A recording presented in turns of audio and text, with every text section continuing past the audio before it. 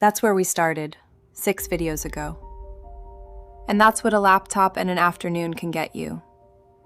Now let me be completely straight with you about how this last step works today, because I'd rather you trust me than be impressed. The production stage is coming. It isn't here yet. What that means in practice is that ScreenWeaver takes you all the way to the edge of video, a directed storyboard, a frame for every shot, a written instruction for every shot, timings and continuity that holds. And then you carry that into a video model. And here's why that's less of a compromise than it sounds. The thing that makes AI video work or fail is almost never the model. It's the quality of what you hand it. So this video is about handing it something good. Let's take one shot all the way. Shot 5, over the shoulder, dolly in, Mara listening to the speaker as the static resolves into a voice. Before I write anything about video, I check 6 things, every time. It takes 90 seconds, and it saves whole afternoons. 1. The source image. Is this frame actually good enough to move? Because a video model doesn't fix a bad frame, it animates it. If the hand is wrong in the still, it will be wrong and moving. 2. The character. Does she match her reference sheet? Compare the frame against the sheet in the left panel. If the face has drifted here, it'll drift further once it moves. 3. The action. 1 moment, still, good. 4. The camera movement. Dolly in, 1 move. 5. The duration. This card is 4 seconds. 6. The aspect ratio. 2.39 to 1, same as every other shot in the sequence, because we set it before we generated. Now, this is worth opening at least once, because it explains the whole system. Every shot is a small graph. Your action, your shot value, and your camera movement feed into a storyboard panel, and the panel holds the prompt that was actually sent. Read some of it. Create one single storyboard previs image using the references. The frame must capture the decisive middle of the action, never the setup moment. Then a long block on absolute character consistency. Same face shape, same proportions, same clothing. Do not redesign, do not beautify, do not reinterpret. Then the same for locations and props. That's why your reference sheets matter so much. That instruction is going out with every single frame. And look at the label underneath. Managed prompt, edit shot value, camera movement, or action. That's the design. You don't handwrite the prompt. You change the 3 things the prompt is built from. It's less freedom and much more consistency.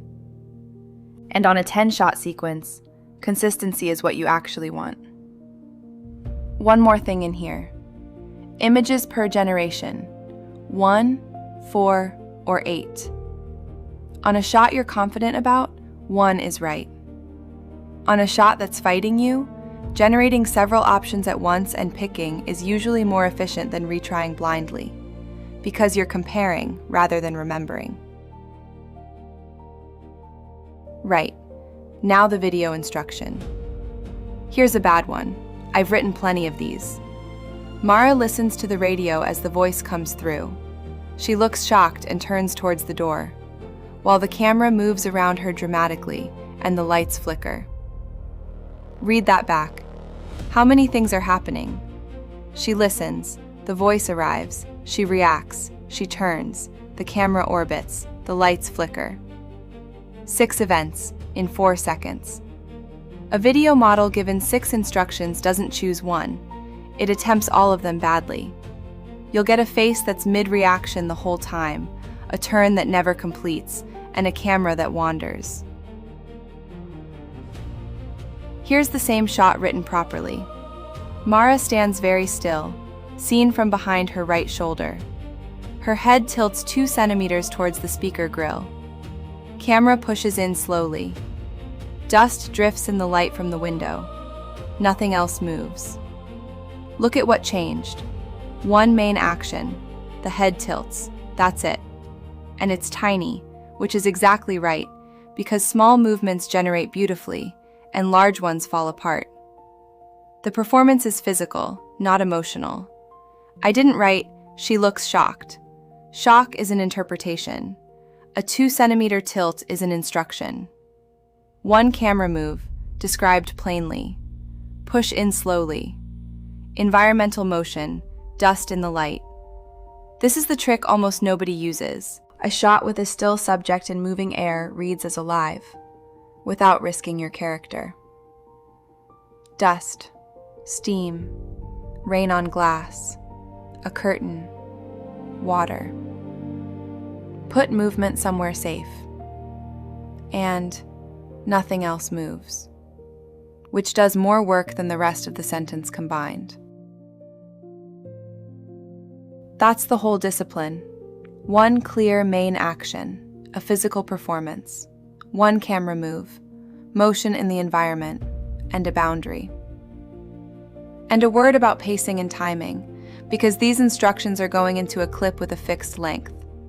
The rule I use, however long the shot is, the main action should be finished by about 2/3 of the way through. A 4-second shot where the movement completes at 3 seconds feels calm. One where it's still happening at 4 seconds feels cut off. So if I'm asking for a head turn in a 4-second shot, I'll say so. The turn completes in the first 2 seconds, then she is still. That one clause changes the whole rhythm of the clip, and almost nobody writes it.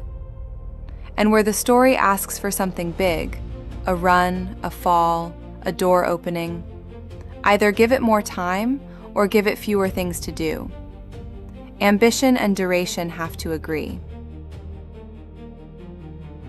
So we take the frame and the instruction across. I'm using a separate video tool here. This part isn't happening inside ScreenWeaver, and I want that to be obvious. And here's a real failure, which is why I kept it. Watch her left hand. Around the second, it comes apart. And the camera hasn't pushed in, it's swung. 2 causes, and both were mine. The camera move I asked for was too big for the duration. 4 seconds isn't long enough for a push that ambitious, so the model rushed it into a swing. And the hand was already the weakest part of the source frame, so motion finished it off. So, shorten the move and take the hand out of the problem. Mara stands very still, seen from behind her right shoulder. Her head tilts slightly towards the speaker grill. Camera pushes in very slightly, about 10 centimeters, at constant speed. Her hands stay out of frame. Dust drifts in the window light. Nothing else moves. Her hands stay out of frame is not a defeat. It's the same decision a director makes when they know a prop won't read. You shoot around it. There. And notice, I fixed one shot. I didn't regenerate the sequence. That's the habit I most want you to leave with. When one shot fails, fix that shot. The other 9 were fine. There is no reason to regenerate everything that already works. Now let me save you some time, because there are only really 6 ways these clips go wrong, and each one has a specific cause you can act on. 1. Too much camera movement. The clip swings, drifts, or the whole frame slides. 'Cause you asked for a move that's too large for the duration. Fix. Make the move smaller, or make the shot longer. Never both at once, or you won't know which one worked. 2. The action isn't clear. Something happens, but you can't tell what. 'Cause you described a state instead of an event. She is nervous is a state. Her thumb taps the edge of the desk twice is an event. Fix. Name a movement with a beginning and an end. 3. The character deforms. Hands, faces, hair. 'Cause usually the subject moved too far or the source frame was already weak in that area. Fix. Shrink the movement. And if a specific body part keeps failing, get it out of the frame. A close-up on the handset is often better than a wide shot with a broken hand in it. 4. The performance doesn't match the neighbor's. She's tense in one clip and relaxed in the next, and they're supposed to be a second apart. 'Cause you wrote each shot in isolation. Fix.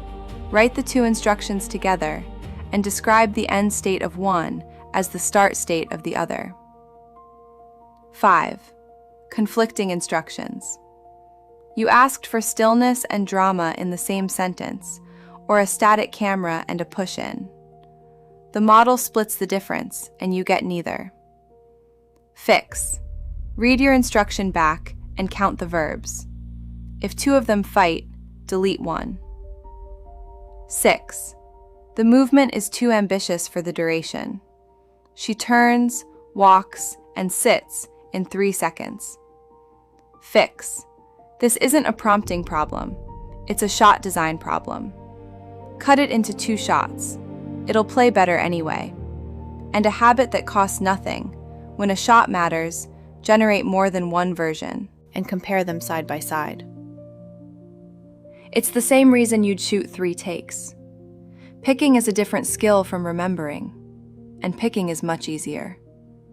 Then keep the winner and move on. Don't chase a perfect version of a shot that's already good. You'll spend an hour and end up back at the second attempt. Which brings me to this, which is quietly one of the most useful screens in the product. Every generation this project has ever run is here.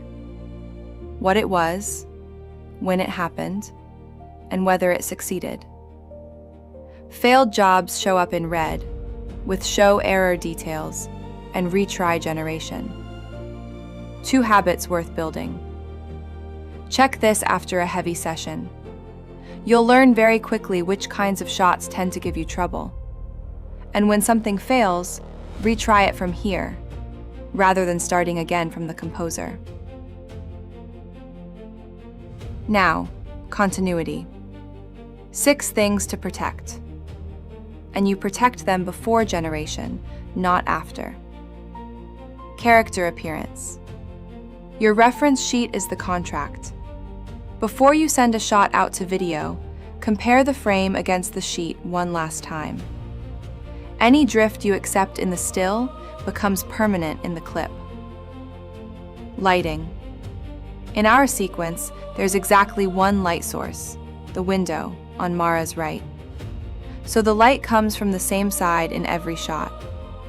If one frame is lit from the left, it doesn't belong to this room. And the audience will feel that faster than they'll notice a wrong face. Screen direction. She's on the left of frame, looking right. She stays there. This is why we set continues from in the last video. Shots that live in the same setup should say so. Eyelines. She looks off right in shot 7. The door is on the right in shot 8. If those disagree, no amount of image quality saves the cut.